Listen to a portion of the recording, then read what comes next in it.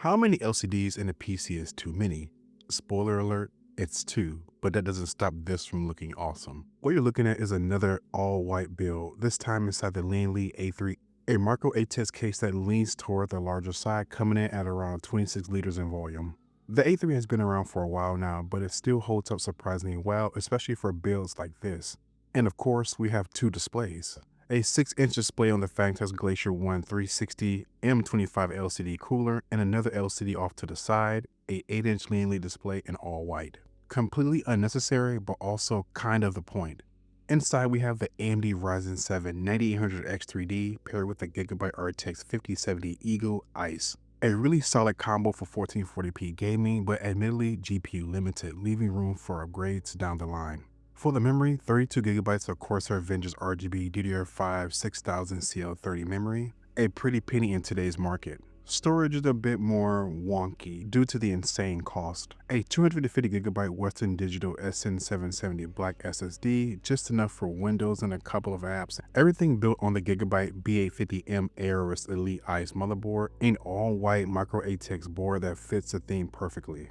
And powering the system is the Lian Li SP850 Platinum SFX PSU, one of my favorite power supplies in 2026. So let's not waste any more time and build.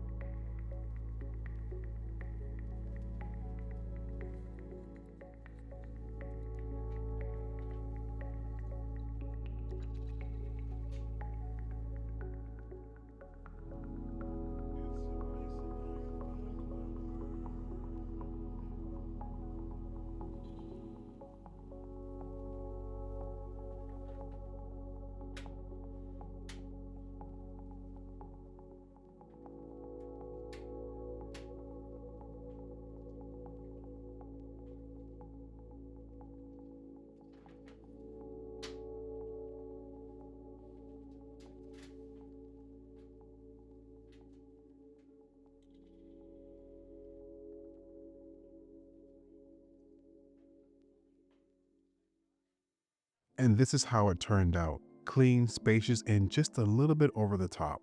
Both displays are pretty easy to set up. The 8-inch LCD from Lian Li connects through a small proprietary cable to a USB header. And once it's in, the software is pretty simple to work with. The tempered glass is also really well done. It replaces the stock side panel and radiator bracket and gives the build a much cleaner look overall. Gaming performance is what you'd expect. 110 FPS on average in 1440p in Cyberpunk 2077 with max settings. Temps hung around the mid to high 60s, but the average core temperature was around 55 degrees. So thermally, this setup performs well. The Phanteks Glacier 1 360M25 LCD cooler keeps the CPU under control, so even with the focus on aesthetics, performance and thermals aren't compromised. This cooler is also extremely easy to install and can be oriented in portrait or in landscape mode. It comes with stock RGB fans, but I want to use the Corsair RS120s to keep all the fans in the build the same. The display is powered by a USB-C to USB motherboard header. There's no tools to install the display, just pop it on and it clicks. I did have a hard time trying to figure out what I wanted to display on both LCDs, so I just stuck with the basic temperature readouts and kind of left the side 8-inch LCD blank just for aesthetic purposes. I was actually kind of nervous to build it in the A3, especially the white version, because the white tends to lean more on the blue side and all my components were more of a warmer white. But once you build it, the cool and warm hues start to merge together and it looks pretty good overall. The best features of this case is the toolless panels and makes the building process overall much better.